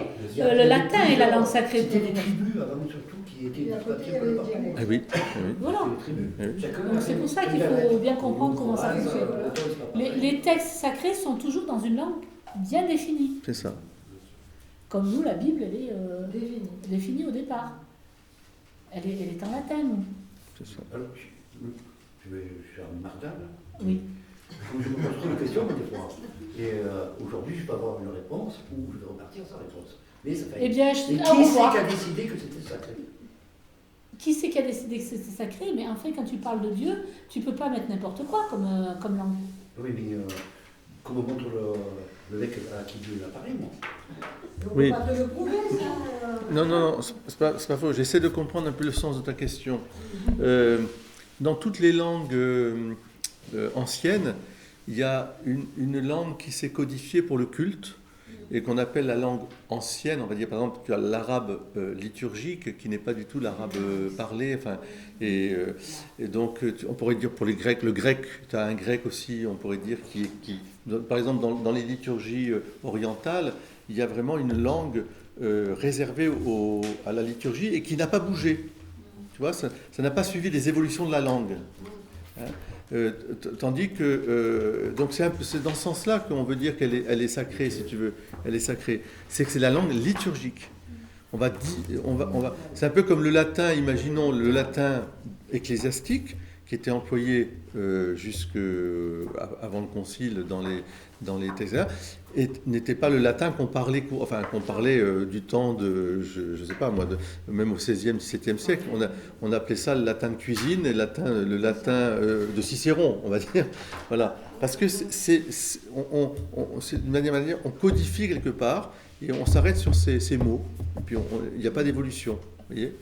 Donc c'est dans ce sens-là. Et tous ces mots perdent en effraction pour dire quelque chose ou c'est le mot global? Ah non, c'est quand même... Non, on peut dire que... Non, c'est une langue, c'est vraiment une langue. Et il y a pas de doute. Mais ça va se figer un peu d'une certaine manière et ça garantit d'une certaine manière une rectitude sur le sens à donner. Voilà.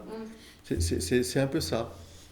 Donc ici, vous avez bien sûr un texte. Ici, vous avez un texte en samaritain. Trouvé dans les groupes. Quand vous allez mettre côte à côte, vous allez vous rendre compte qu'effectivement, ce n'est pas tout à fait les mêmes écritures. Et qu'il faut avoir des connaissances. Oui. C'est pour ça que le groupe Samaritain, c'est les deux là. Oui, enfin, c'était une tribu. Les Samaritains, si tu veux, c'est une peuplade, on pourrait dire hébraïque, mais qui a suivi la loi de Jacob. Voilà. Et c'est le puits de Jacob. Et donc, ils se sont en fait, c'est lié à vraiment à l'histoire sainte, hein, les Samaritains. Mais ils se sont un peu séparés de Jérusalem. Parce que pour eux, c'était le puits de Jacob, c'était le lieu de... Voilà, enfin bon, il faudrait bien comprendre pourquoi ils sont venus. Ce sont des cousins des Juifs, si tu veux, mais ce sont les cousins, enfin, ils étaient peu appréciés par les Juifs parce qu'ils considéraient qu'ils étaient, on va dire, schismatiques ou je sais pas quoi, enfin, c'était pas sûr, quoi, c'était pas des gens sûrs. Donc un Samaritain, c'était vraiment quelqu'un de... Bah oui, au départ. Après, Jésus a fait exprès de prendre des exemples du bon Samaritain, mais justement pour montrer que le Samaritain, c'était avoir une âme de Samaritain, c'était avoir une âme de gens qui savaient compatir à la souffrance des autres, même s'ils n'étaient pas de leur même... voilà. Donc, ah oui, bien sûr. Mais un Juif, pour lui, c'est heurté. D'ailleurs, quand il est au puits de Jacob et qu'il parle avec la Samaritaine, les apôtres disent « Comment tu parles avec une femme, en plus une Samaritaine ?» quoi. Donc, c'est bizarre pour eux. C'est comme si tu allais, je sais pas moi, enfin je sais pas, j'ai pas trop d'exemples, savoir peut-être les Parisiens, les Marseillais, quoi. Tu parles avec Comment tu parles avec un C'est pas possible. Par contre, ils ont plus de difficultés parce qu'il faut les résumé. Oui, c'est ça. Oui, alors en Italie, je pense que c'est encore plus vrai, parce que quand tu vois, je vois les prêtres italiens ils me font rire, les prêtres de Cavaillon, là, parce que tu as ceux du Nord, Ouais. et puis quand ils parlent du napolitain, parce que l'italien de Naples, il parle un langage en Italie, du Nord, ils ne comprennent pas. Et pour eux, c'est vraiment napolitain, quoi, c'est vraiment... Tu vas parler avec un napolitain, quoi, tu ne peux pas avoir confiance, quoi. Donc, vous trouvez les textes apocryphes de Qumran. Apocryphe, ça veut dire caché, car ce n'est pas présent dans le canon biblique. C'est tout ce que ça veut dire. Hein. Nous avons donc le livre d'Enoch. Il n'y avait pas d'exemplaire du livre d'Enoch, il n'y en a qu'un en Éthiopie, je crois. Oui. Et bien là, on a retrouvé des exemplaires. D'accord. 350 pages. Qui est très intéressant. Alors, Enoch était le père de Mathusalem et l'arrière-grand-père de Noé. D'accord. Très intéressant. Voilà. Donc, vous avez le livre d'Enoch. Là, Et c'est lui, Enoch, qui est monté au ciel comme Élie. C'est ça. C'est ça. Voilà. Et pourtant, Oui, on parle pas beaucoup dans exemples, la Bible, alors qu'il parle énormément de tout ce qui s'est passé avant, de ces géants, des défilés. Mais tu n'avais pas tu n'en as qu'un exemplaire en Éthiopie. On vient de retrouver des exemplaires à Qumran. Je ne sais pas si tu vois, tu n'as qu'un exemplaire, tu n'as pas de point de comparaison. Tu ne sais pas si c'est un texte. Tu vois ce que je veux dire? Quand tu n'as qu'un exemplaire d'un texte, tu ne peux pas dire ça va faire partie du canon. Avant, le livre d'Enoch faisait partie de la Bible. Oui. Et puis à partir de, je ne sais plus, 1200 et quelques, je ne sais pas trop quelle date, ils se sont séparés. Ils ont enlevé le livre d'Enoch. Oui. C'est vrai qu'il est très épais, ils l'ont enlevé. Par contre, en Éthiopie, ils l'ont gardé. Oui. Donc ceux qui ont la Bible d'Éthiopie, C'est ça. ont ce livre C'est ça. d'Enoch. Quand Mais- tu cherches à l'acheter sur Amazon, c'est un pavé de 350 pages ou plus. Mais dans ce livre-là, il parle des choses qui sont à peine suggérées dans la Bible et qui Oui. sont très vite effacées. Oui. Comme par exemple tous les géants, Oui. ces anges qui venaient garder la terre, etc. Tu les as, les commentaires, dans les commentaires de celle-là, de la Vulgate, tu as des allusions à ça. Oui, allusion. Ah non, mais des trucs bien précis quand même. Mais je pense que à Jérusalem, sur l'école biblique de Jérusalem, tu peux poser des Tu peux questions. poser des questions. Et à mon avis, ils répondront. De toute façon, ça prouve aussi une chose, c'est qu'il y avait une tradition orale qui était extrêmement vivante, hein, puisque Jésus en parle aussi. Il y a plein de réminiscences comme ça, et même du bassin méditerranéen. Paul lui-même va faire allusion à des choses qu'il a lues, de Virgile ou d'autres poètes qui annonçaient déjà... Quand mon fils n'était pas né. Par contre, je vais vous couper. Qui annonçait un fils. Je vais vous poser la question, Oui, moi, je lis. oui. Là, des coups, j'ai Oui, une page. vas-y. Souvent, quand je lis au niveau biblique ou israélite, tout ça, je retrouve souvent le chiffre 40. Oui. D'où il vient ce chiffre 40? Alors là, c'est une très bonne question. D'abord, le 4. Non, mais le chiffre 40. Déjà, tu as le chiffre 4, le chiffre 10 aussi. Mais enfin, le chiffre 4, déjà, c'est un peu les 4 éléments. Tu as beaucoup de choses comme ça. Bon, les 4 colonnes.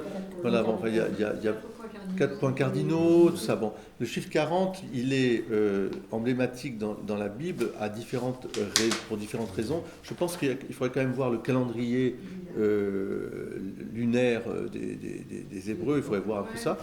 En tout cas, ce qui est sûr, c'est qu'il indique, nous, dans la Bible, des événements très particuliers, soit à une période de jeûne ou de gravitation pour aller à la montagne sainte pendant 40 jours, 40 nuits, etc. Les 40 jours du désert, ça sera après Jésus. Et puis après, tu as les 40 ans d'exode dans le désert. Les 40 jours de pluie. Les 40 jours de pluie, voilà. Donc, oui, donc il y a quelque chose qui est de l'ordre cosmique, ascétique, je ne sais pas. Tout est à la fois un peu symbolique aussi, mais exprime quelque chose d'une réalité aussi. Enfin, donc il doit y avoir quelque chose. Oui, le chiffre 40, oui. Comme le chiffre de la bête 636, on peut très bien voir, tu as 3 chiffres, 6, 6, 6. Et nous croyons la Trinité, 3, enfin c'est un seul Dieu en 3, et puis tu as les 7 jours, la création est faite en 7. 6, c'est quelque chose qui achoppe, qui est imparfait, qui empêche le repos en Dieu, en fait. Là, il serait intéressant d'écouter, alors là, le commentaire hébraïque et les commentaires des rabbins, comment ils interprètent ces chiffres par rapport à la spiritualité. Donc, mais tout ça, ce sont des symboles. Il faut pas y voir, si vous voulez, comment dire, il ne faut pas tomber dans la numérologie avec l'espèce d'idolâtrie des chiffres. Mais ça dit quelque chose. Mais ça dit quelque chose. Comme le chiffre d'or, de toute façon, on regarde les chiffres d'or pour construire, hein, donc on voit bien que les chiffres ont aussi leur importance. Mais là, c'est symbolique. C'est un symbole qui dit une vérité très profonde. Le diable, c'est celui qui singe et qui, en fait, en singeant, enferme l'homme dans le travail. Ben oui, il n'y a pas le jour du repos. Hein. Il manque le jour du repos. Il n'y a pas le 7e jour. Hein. Et c'est Dieu qui a voulu que l'homme se repose. Donc ça veut dire qu'il y a quelque chose aussi. Repose en Dieu. Donc il y a un repos en Dieu. Là, on n'est plus que le travailleur qui travaille, une espèce de moulinette à l'intérieur d'esclavage, quoi. Alors, là, vous avez l'apocryphe de la Genèse qui nous rapporte un rêve que fit Abraham à son arrivée en Égypte. Ah oui. Et vous avez le jubilé de la création qui raconte les 7 ans d'Adam et Ève en Éden. Voilà, alors, la particularité de ce livre des jubilés, de la création, hein, c'est de recouper les années par 7 et encore par 7. Une semaine correspond donc à 7 années et un jubilé à 49 années. Ah oui. D'Adam à Moïse, l'histoire comporte 49 jubilés. Preuve que Dieu contrôle le temps et les événements. C'est ce découpage qui lui a valu le titre de livre des jubilés. D'accord. Il est également appelé Petite Genèse, car il reprend les événements de la Genèse et du début de l'Exode. Le livre des jubilés a été conservé intégralement dans une version éthiopienne et en partie dans une version latine. La tradition éthiopienne le nomme Kufalé, c'est-à-dire livre de la division des jours jusqu'à la fin des temps. On a retrouvé à Qumran une quinzaine de manuscrits du livre des jubilés, ce qui montre sa grande popularité. Moi, personnellement, ça a répondu à une chose où je me disais quand même, Mathusalem, il était vieux, hein, et je me demandais comment on était arrivé à ce décompte. Et là, je me suis dit, si une semaine correspond à 7 années, un jubilé à 49, vous voyez, vous commencez à voir qu'il va falloir partir dans les mathématiques et on ne va pas le faire ce soir. Comme les gens qui vivaient jusqu'à 800 ans, etc. Oui, c'est ça. Je me suis dit, c'est ça cette information, c'est vachement important en fait. C'est pour ça que je voulais les tenir. Voilà. C'est marqué. Je la mets tellement, Marie-Laure, elle me regarde comme ouais.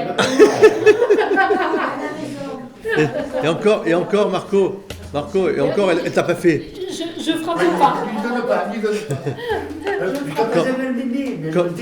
Comme dans les Blue Brothers, comme dans les Blue Brothers avec la sœur qui arrive. Tchou. Vous avez donc les textes religieux avec le rouleau du temple. Le rouleau du temple régulait la vie religieuse israélite.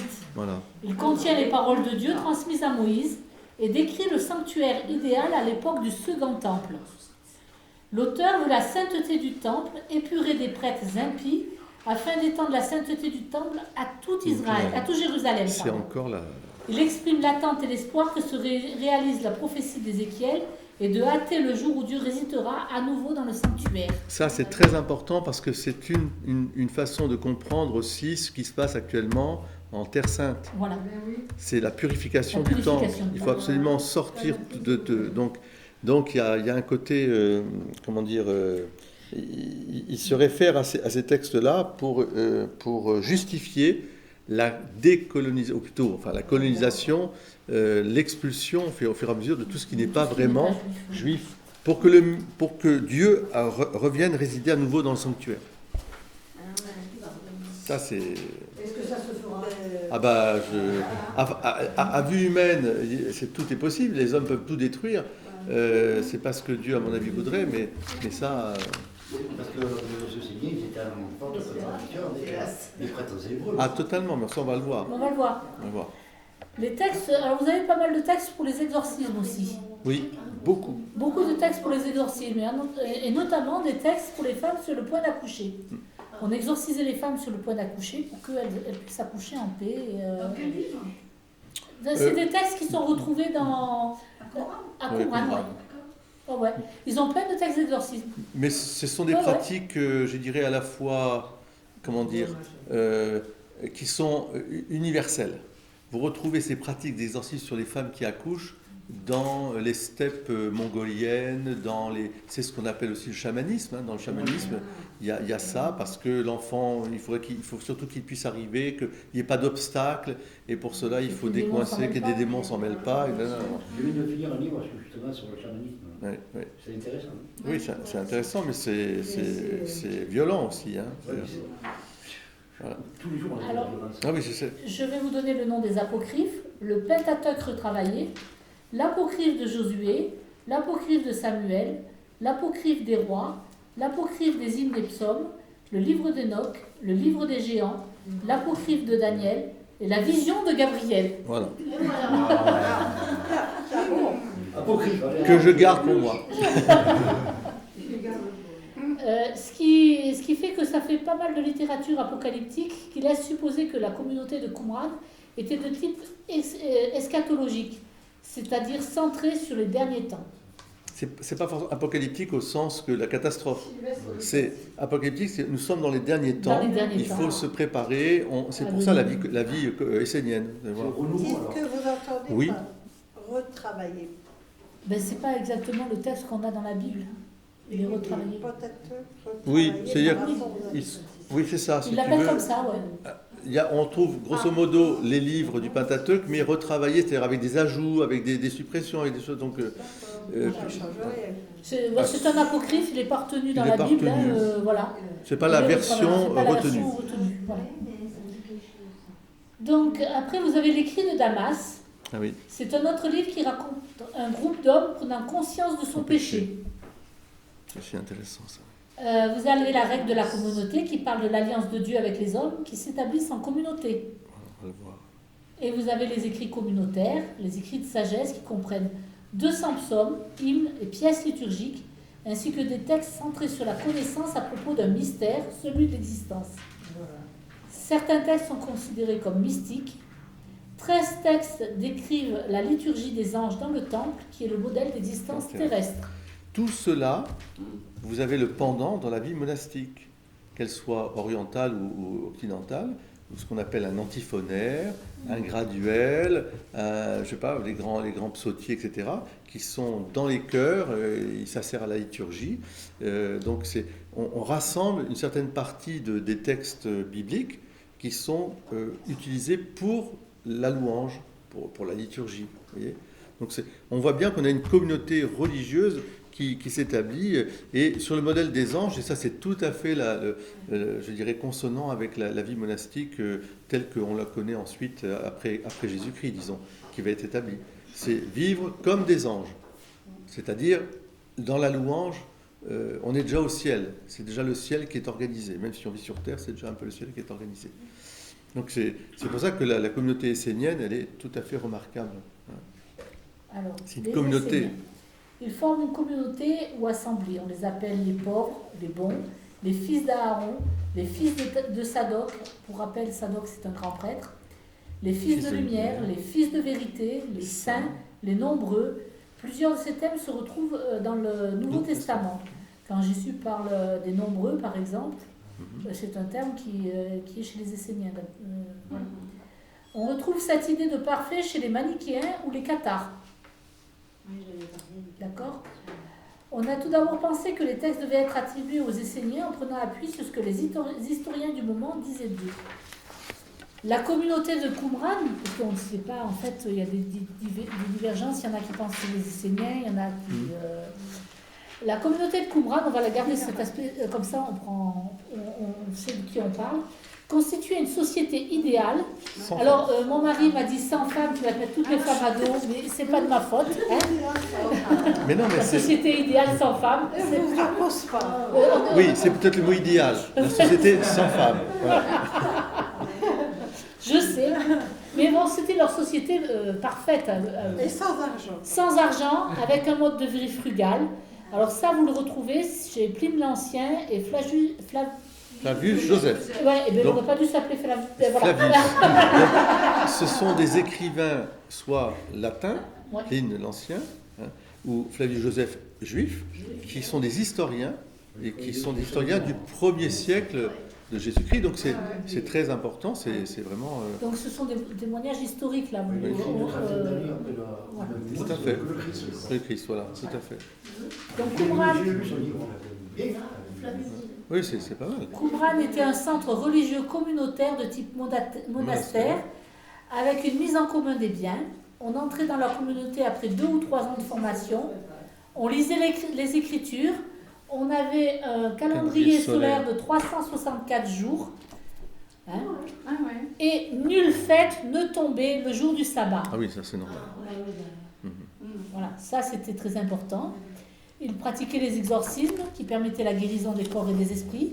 Il portait un intérêt particulier aux anges. Il croyait à une vie après la mort, à l'immortalité de l'âme, à la résurrection des corps après le jugement dernier, au châtiment éternel des impies. Alors c'est important parce qu'il y en a qui se prennent la tête sur la Bible avec d'un côté les Esséniens, de l'autre côté le calendrier juif, d'accord. Il y en a un qui est comme ça, l'autre qui est comme ça. Il faut comprendre que quand on étudie, il faut connaître les 2 systèmes de... Oui, le calendrier. Le calendrier pour pas en arriver à dire... Oui, alors Michael et moi, nous avions travaillé cet épisode-là et on s'en souvient fort bien et on n'essaiera plus jamais. À ce point. Donc le calendrier essénien, c'est vraiment le calendrier solaire. Oui, solaire et l'autre lunaire. Mais ils étaient juifs, les Assyriens. Ah oui, bien sûr. Oui. Juste des communautés un peu intérieures. Non, c'est vraiment un idéal monastique, hein, on peut le dire. C'est très beau d'ailleurs. Enfin, je veux dire, c'est la vie monastique que nous la connaissons telle qu'elle nous vient de l'Égypte. Après l'édit de Constantin, les premiers chrétiens se sont réunis en communauté de femmes et d'hommes d'ailleurs. Mais c'est toujours la société idéale, c'est avec un seul sexe. Soit c'est masculin, soit c'est féminin. Donc pour des raisons qu'on peut comprendre évidemment très bien. Et mais là, ce qui est intéressant. Non, justement, non. Ce qui est intéressant là, c'est que. Tu remarquerais qu'ils sont retombés dans le piège en ce moment. Ce qui est intéressant, malgré tout, c'est de se rendre compte que du temps de Jésus, il y avait un désir de vie consacrée. Et, écoutez bien, il y avait un désir de vie consacrée, donc la communauté. On peut comprendre aussi, par exemple, qu'un vœu de chasteté, un vœu de virginité, on pense que Marie elle-même, dans son propre cœur, elle voulait, je ne connais point d'homme, elle aurait voulu être tout à Dieu. C'était son dessein d'être totalement consacrée à Dieu, quand elle a été, bien sûr, promise en mariage à Joseph. Et ensuite, l'ange lui fait comprendre qu'elle a une autre mission, mais on peut comprendre que son vœu de virginité, elle l'avait au fond d'elle-même. C'était pas incongru, parce que certains historiens estiment que c'est pas possible, parce que à l'époque, une femme qui n'était pas mariée, c'était un déshonneur, ou je vois quoi, etc. Ben, on voit bien qu'il y a des communautés religieuses. Il l'a tué. Oui, il l'a tué. Il y a des communautés religieuses qui se sont constituées. Et les Esséniens, c'est tout à fait, c'est avant Jésus, hein, c'est une centaine d'années avant Jésus, et ça continue après. Et ça va donner aussi naissance après à la vie monastique orientale, occidentale, la vie chrétienne monastique. Les premiers moines. C'est les premiers moines. Alors on parlait plusieurs langues. Donc, oui. Donc on parlait plusieurs langues. On parlait alors à Qumran, je parle, d'accord. On parlait les langues sémitiques, syriaques, éthiopiens, araméens. Toutes les langues parlées au Proche-Orient ainsi que l'hébreu, qui est la langue religieuse, comme je vous l'ai dit, et le grec depuis les conquêtes d'Alexandre le Grand. Petite précision pour l'araméen, il était parlé dans l'Empire perse de l'Égypte à l'Indus. Donc je ne sais pas si vous voyez l'araméen, ça fait loin. Alors qui c'est qui est le plus ancien? C'est le grec? C'est Adam. C'est Adam. Non, c'est le perse. Non, vous voulez dire quoi? Par rapport à quoi? La langue la plus ancienne, c'est quoi? Mais c'est l'araméen. Non, mais quelle langue? C'est quoi la langue? Entre l'hébreu et l'araméen, quelle était la première langue? Lui, la deuxième. Je pense que l'araméen, il faut considérer que c'est une façon de parler qui est liée à la culture ambiante. Un peu comme toi, tu es galiléen, tu as cet accent, etc. Vous voyez? Jésus parlait araméen. Il y a certainement un hébreu classique, enfin je ne sais pas comment dire ça, un hébreu peut-être dans les écoles juives, les écoles talmudiques, les écoles peut-être comme pharisaïques, on apprenait... De toute façon, l'hébreu, c'est la langue de la Torah et tout ça. C'est ça. Hein. Mais... Donc c'est la langue religieuse, forcément. Jésus parlait aussi l'hébreu. Oui, en tout cas, il le lisait, il l'écrivait, mais c'est peut-être pas la langue. Parce que pour moi, l'araméen, c'est un peu la langue parlée, si je puis dire. Et son père. Oui, mais c'est pour ça, il parle en araméen. Enfin, vous voyez, c'est un peu comme si on disait dans la rue, ben, on parle un anglais. Par exemple, l'anglais, ben, tu as un anglais codifié, puis tu as l'anglais de tout. Enfin, je sais pas comment dire ça. Je ne saurais pas dire si c'est le plus ancien. Ce que je vois, c'est surtout que vous avez eu des invasions, des copies, des machins. Et les langues se mélangent après. Hein. D'accord ? Donc, comme Babylone parlait araméen, en fait, vous vous retrouvez avec... donc, même si tu parles hébreu, ça prend Les manuscrits étaient uniquement en essénien, pas en mélangé d'essénien. Tu as des manuscrits en hébreu, tu as des manuscrits en araméen, en syriaque. Certains en syriaque, d'autres en éthiopien. Oui, hein? oui. C'est pour ça que je t'ai dit, il parlait syriaque, éthiopien, araméen, hébreu, grec. Voilà. Il n'y a pas le français, j'étais vachement déçue. Mais ça allait venir. Ça allait venir, jusqu'à là je suis déçue. Voilà. Donc on trouve de nombreuses tournures araméennes dans les écrits hébreux. Quand ça se mélange, c'est ce que je vous dis, c'est Jean-Claude Van Damme, hein, ça se mélange, vous trouvez des... Ouais, c'est aware, voilà. Dans l'évangile de Matthieu, on a des expressions araméennes qui se mélangent. Les scribes en Judée écrivaient en araméen, en hébreu, en grec. Donc vous voyez, il y avait une culture globale pour écrire, c'est pas... Rappelez-vous aussi pour le Christ les 3 inscriptions hein, en latin. Bon, là c'était parce que c'était latin, grec et hébreu, donc, pour que tout le monde puisse le lire. L'alphabet était paléo-hébratique, proche de l'alphabet phénicien ou judéen pour l'araméen. Voilà. On trouve des fautes dans les copies dues au fait que les textes copiés étaient lus à haute voix. Ça s'appelle le mode auriculaire de copie. Auriculaire, qui veut dire oreille. D'accord ? Au début, ce sont des linguistes comme Joseph Tadeusz Milik. Enchanté. Moi aussi. Le Champollion de la mer morte, on l'appelle. Qui était polonais et qui maîtrisait 13 langues anciennes. Voilà. Je n'ai plus que 13 à apprendre en fait.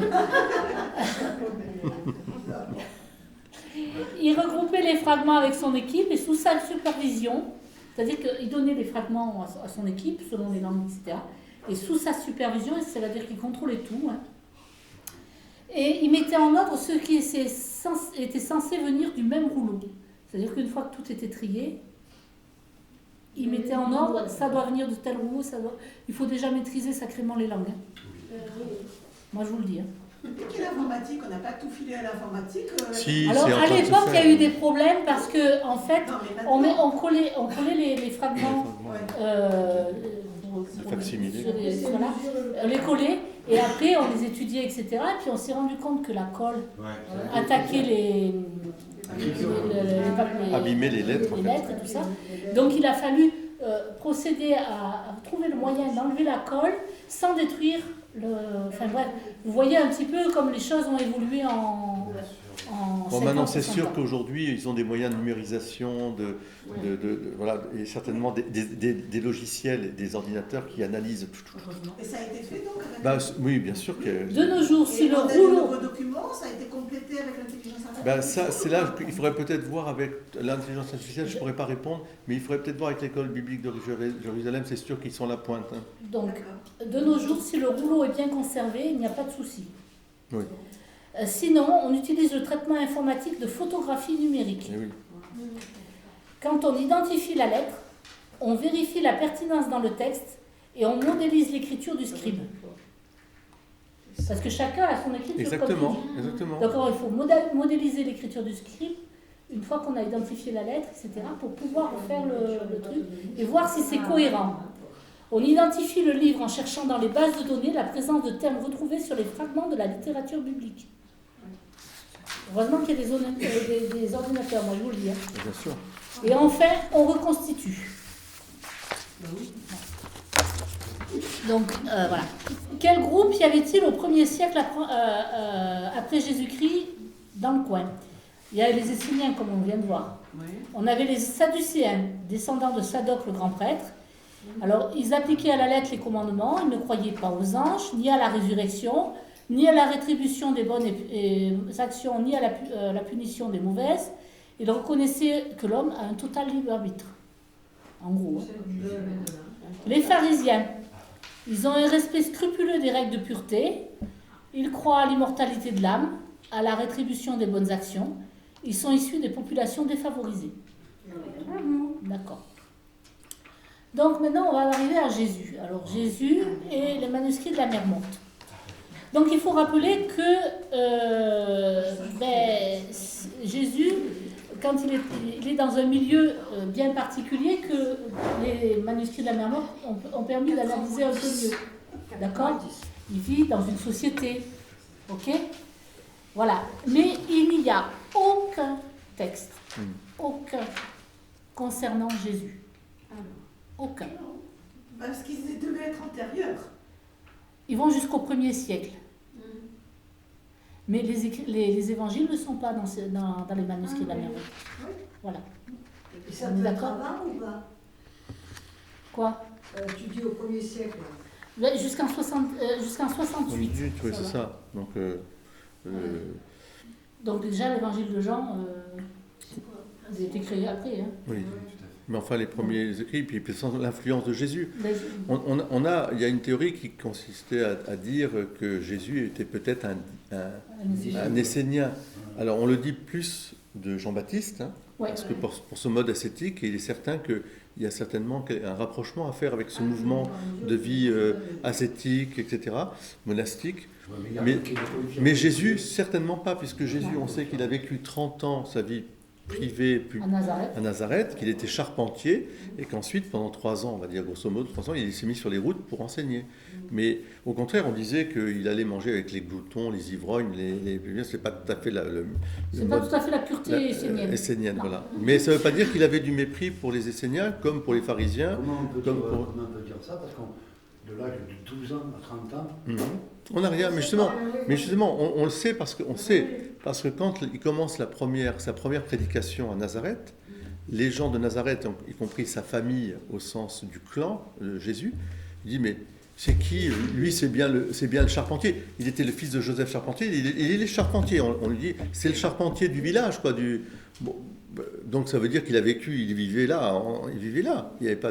Il n'était pas sorti du hameau de Nazareth. Et après, il est descendu à Capharnaüm, et c'est là que l'histoire commence. Oui.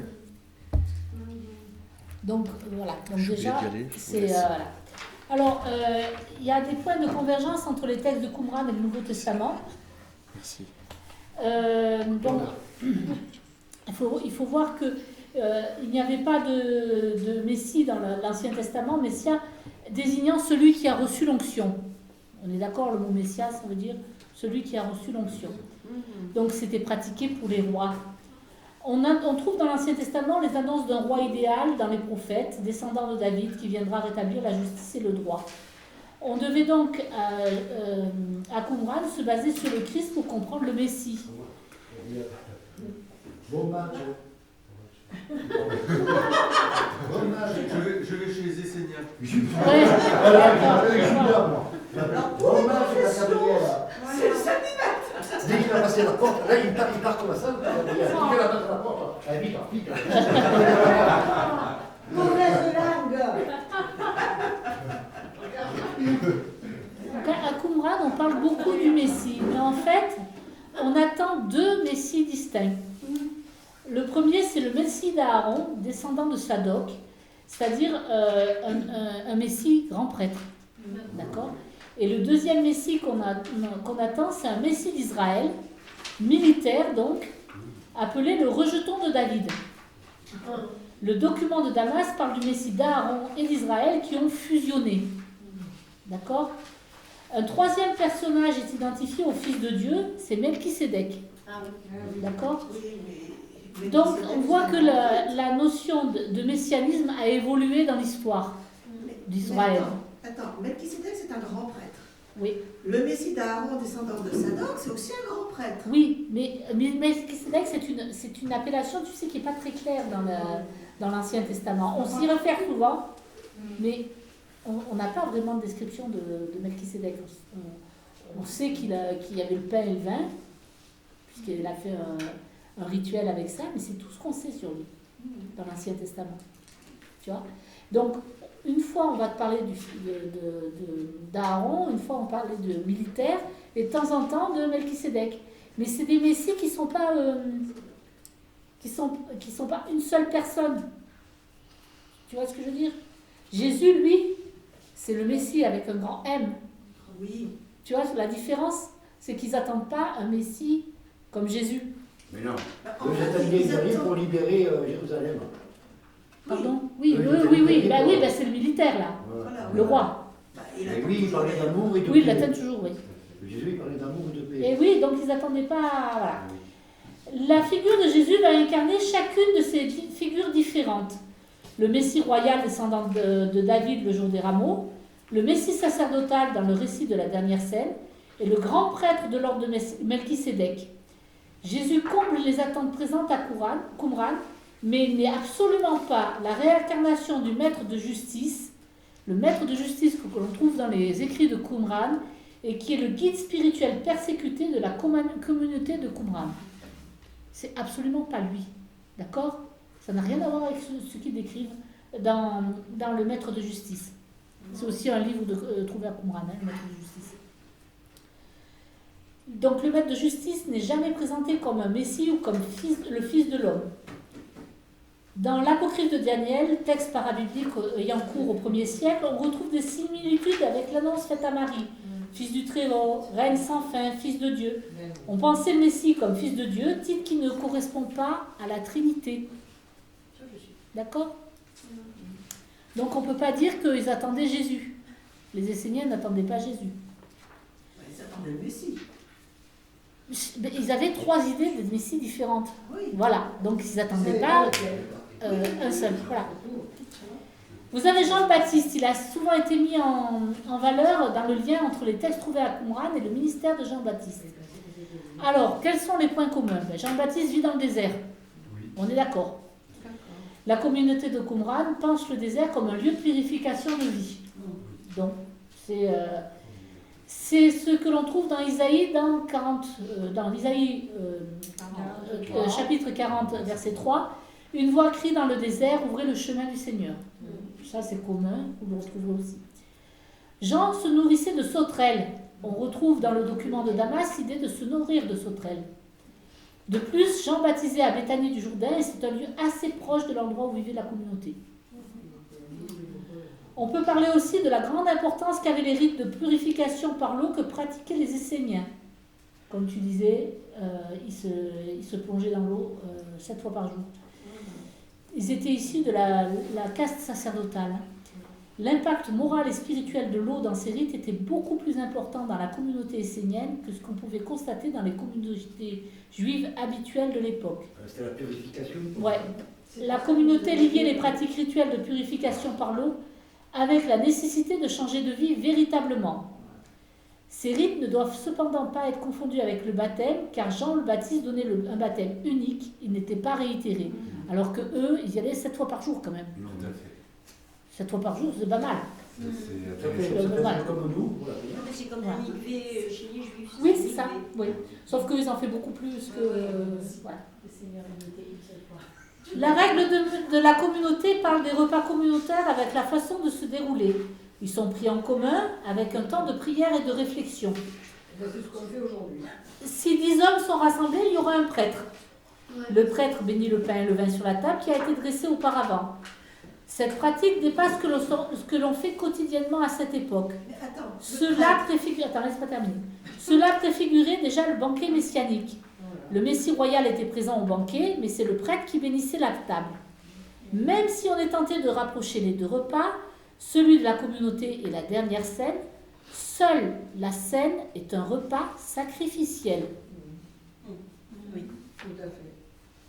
C'est là la différence. Donc, ce n'est pas un repas essénien. Mais Même s'ils ont déjà vu qu'il fallait peut-être un prêtre quand même avant de prendre le repas si on est 10. Il y avait quelques similitudes. Il y avait des débuts, si tu veux, mais c'est pas la même chose, c'est pas le même sens.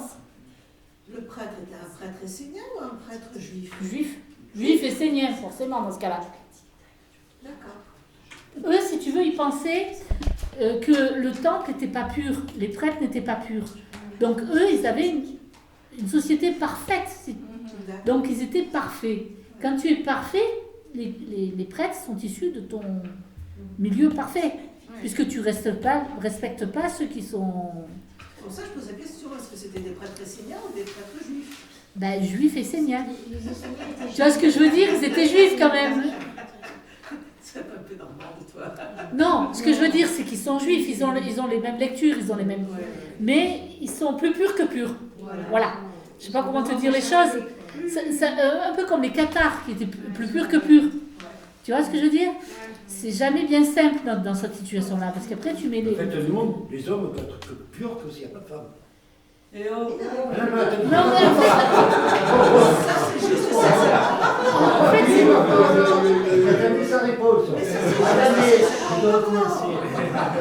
c'est pas ça. Les femmes sont pures d'habitude, et les hommes les envient. Voilà, c'est pas pareil. Voilà.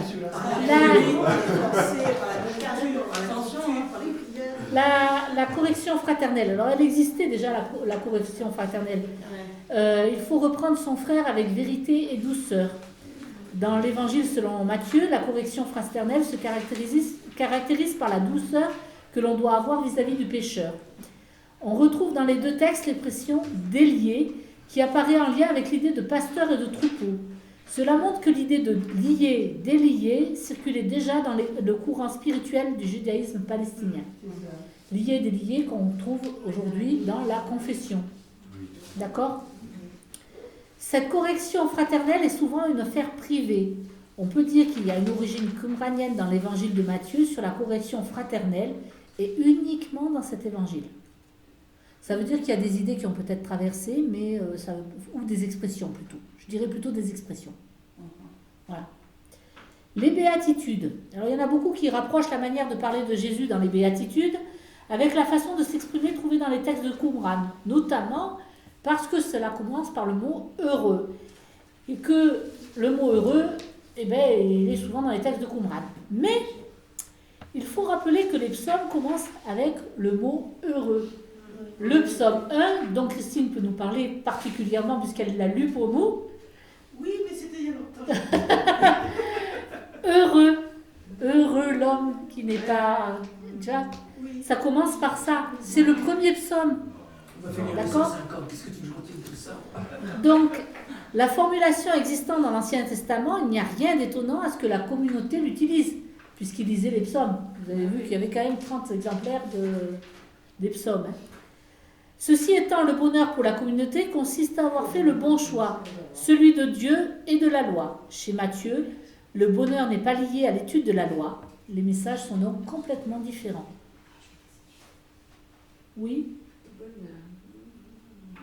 Oui ? C'est bon ?